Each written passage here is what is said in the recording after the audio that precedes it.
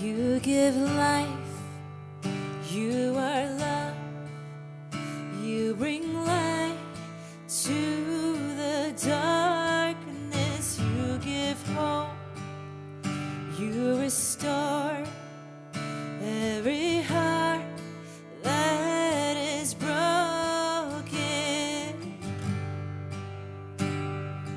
Great are you, Lord.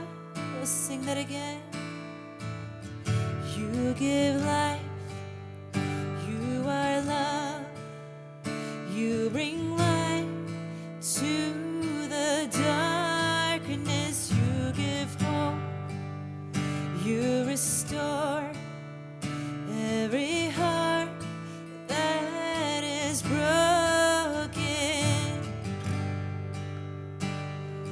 Great are you, Lord.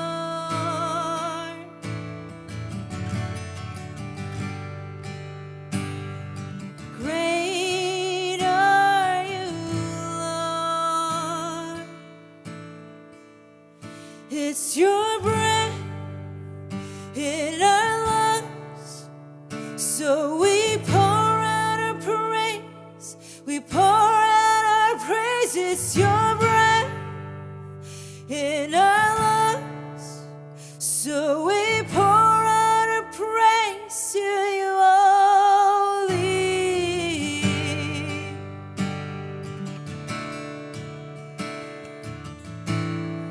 Great are you, Lord.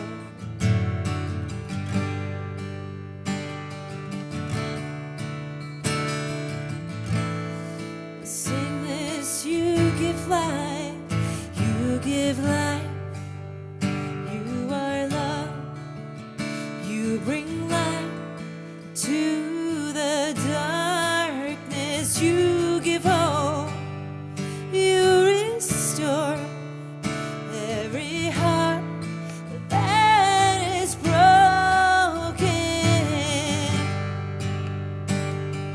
Great are you, Lord. All His people sing. Great are you, Lord. It's your breath in our lungs, so we pour out our praise. We pour out our praise. It's your breath in our lungs, so we pour out our praise to you only. It's your breath in our lungs, so we pour out our praise. We pour out our praise. It's your breath in our lungs,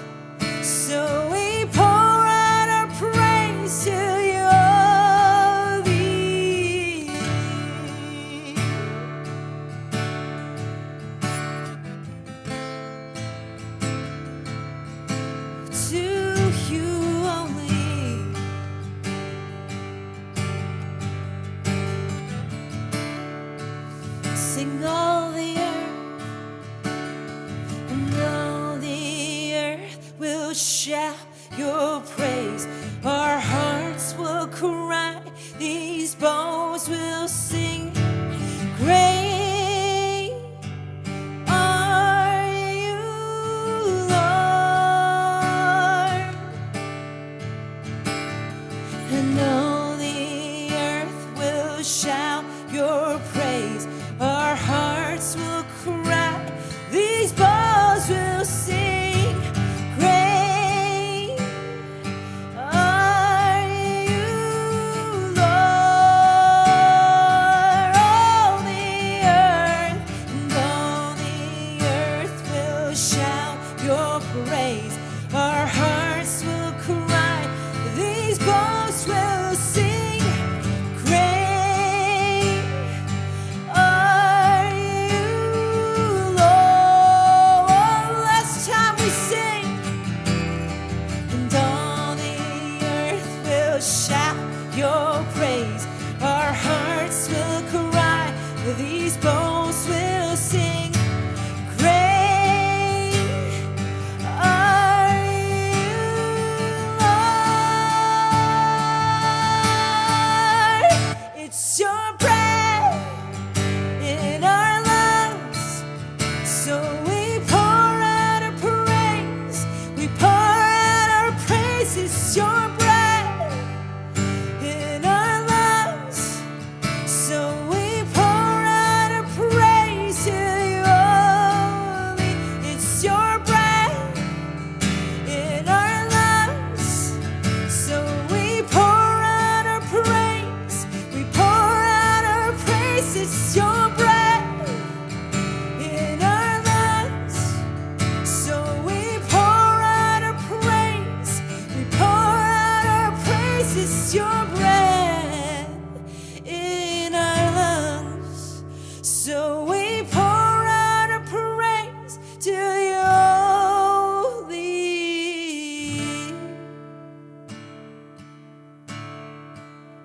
To you only. And great are you, Lord. And all the earth will shout your praise. Our hearts will cry, these bones will sing. And great are you, Lord.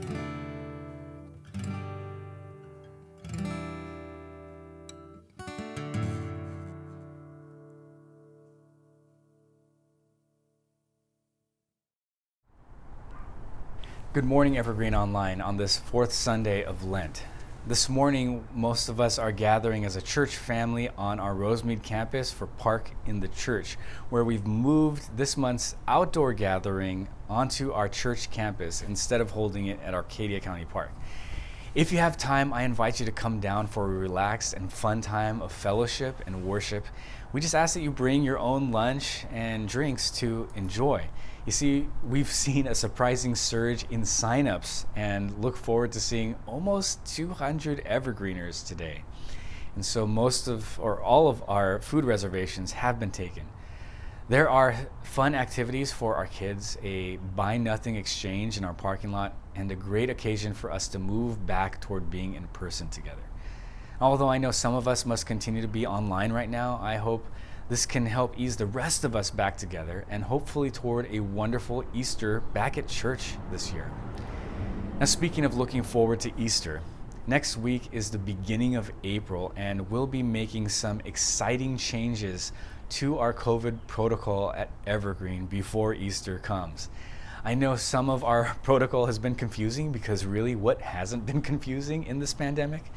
But we're looking to lift some of our restrictions as LA County enjoys a decrease in cases at the current moment. Now, starting next Sunday, we are lifting our registration process for Sunday service. That means we welcome all Evergreeners back into the sanctuary who are up to date with their vaccinations and can wear a mask. And you don't have to sign up. Just come and enjoy a time of worship together. Next Sunday, we will also be welcoming children's worship back into Nagano Chapel on our Rosemead campus. Children's worship will run concurrently with our Sunday service at 10 o'clock a.m. and will be in person only. Now, we understand that not everyone can do that, and we apologize to those families who are unable to join us in person. But we hope that this will bring the majority of our children back into community with each other. See, after 2 years apart, this is a necessary step in order to keep our youngest evergreeners woven together in relationship. For everyone's safety, we ask that all participating children be able to wear a mask for the entirety of the program. If a child cannot wear a mask that long, then we simply ask them to stay with their parents in the main service, where hopefully everyone there will be vaccinated and masked, as according to our requirements. Now, at this time, along with up-to-date vaccinations, we do require high filtration masks to be worn indoors on our campus. Lester Chang, our facilities manager, has also installed high filtration MERV 13 air filters in the sanctuary, and we will also be utilizing our fellowship hall seating with doors opened as the weather allows to maximize airflow in those spaces. I'm hopeful that this will help us weather any potential surge that comes and keep us safely together in this Lenten season. Now, for those who still cannot join us in person, our worship is going to continue to be hybrid, and one of our pastors or board members will be in the YouTube chat room as our online chaplain to greet everyone in those spaces and facilitate conversation. And of course, if we find ourselves in another significant COVID surge, we have the ability to change course and be exclusively online as necessary. But for now, I hope to see many of you join us in Rosemead over the next few weeks. Now, for today's brief online space, I'm excited to feature Deliris and Moise Carrión-Joseph, two of our missional partners, global servants from American Baptist International Ministries who serve in Tijuana, Mexico, working with Haitian migrants and victims of domestic violence at Deborah's house. Their work is both tremendously important and exceptionally beautiful as they love our southern neighbors who are seeking refuge. And during a time when migrants and border walls and refugees are on our mind because of all that's occurring in the world, what a relevant ministry to have. I'm also encouraged that Evergreen is in the process of releasing our church van that sits in our back parking lot to the ministry of Deliris and Moise. It's wonderful that this vehicle that we've had for so long will get a resurrected life in such a meaningful way. I hope you enjoy this video from our friends that features actually one of our Evergreen teams that visited Deliris and Moise at Deborah's house before the pandemic occurred. They will also be joining us at Park in the Church this morning, so if you do stop by, you can connect with them in person as well. Please enjoy this video.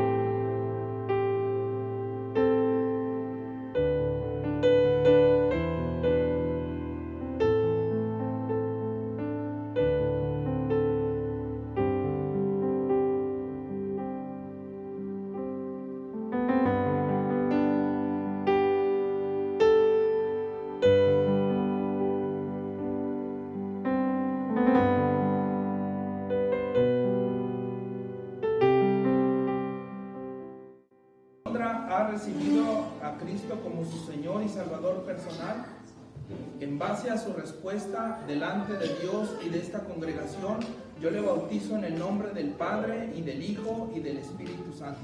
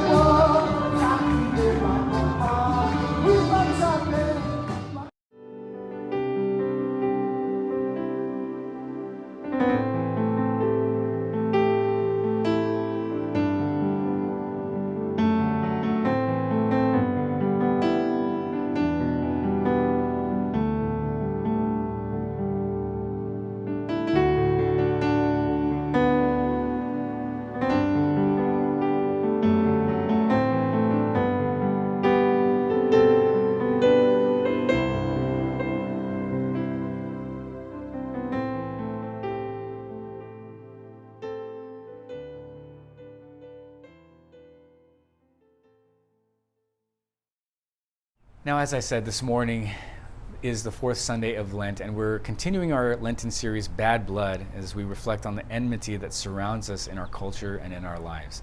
And we're taking seriously the command, the difficult, if not impossible command, to love our enemies that Jesus gives us. Because I believe this Lent, God is inviting us to reflect and lament and repent of both being enemies and having enemies.